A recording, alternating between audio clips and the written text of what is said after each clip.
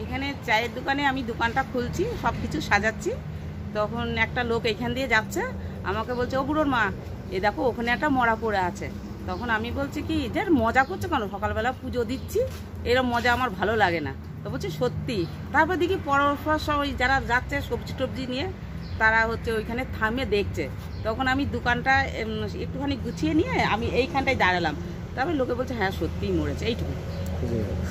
চেনা গেছে কোথায় বাড়ি বা কিছু? না, আমি ওটা তো জানিই না, কি করে বুঝবো, আমি তো যাইনি, আর আমি মুখটাও দেখি। আচ্ছা, ছেলে না মেয়ে? ছেলে, বয়স্ক লোক তো। কেমন বয়স হবে আনুমানিক? তাও মনে হয় 60 বছর মনে হয় হয়ে গিয়েছে, এইরকমই। পুলিশ এসেছিল? হ্যাঁ, পুলিশ তো এখান থেকে, দোকান থেকেই তো আমি দেখছি যে পুলিশ আসলো, একটা গাড়ি আসলো, এসে তুলে নিয়ে গেল। কি মনে হচ্ছে কি, মানে কেউ মেরে দিয়ে গেছে নাকি এখানে? এটা আমি জানি না, এটা আমি বুঝবো কি করে বলো। আমি তো দোকানে, একটা মেয়ে মানুষ, একটা দোকান খুলছি, আমি সকালবেলা এসে এইটুকুই। সকালে কটা নাগাদ জানতে পারলেন? আমি 7টা 7:30 ঘড়ি তো দেখিনি। এটা কোন জায়গা? এটা কন্দকুলা বাইপাস। বডিটা কোন জায়গায় পড়েছিল?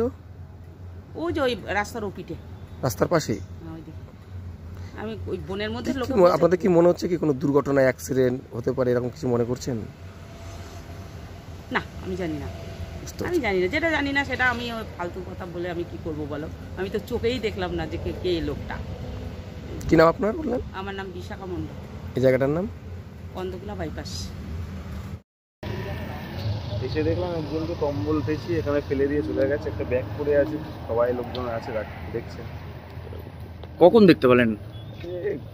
আধা ঘন্টা 40 মিনিট আগে। এখনো মুখ টুক কিছু বোঝা যাচ্ছে না, উল্টো হয়ে শুয়ে আছে। এই জায়গাটা কোথায়? এটা হচ্ছে কন্দকোলা বাইপাস। কি মনে হচ্ছে যে কেউ মার্ডার ফাটার এরকম কিছু মনে হচ্ছে? কেউ মার্ডার করে ফেলে দিয়ে চলে গেছে কম্বল পেঁচিয়ে। আপনার কি নাম?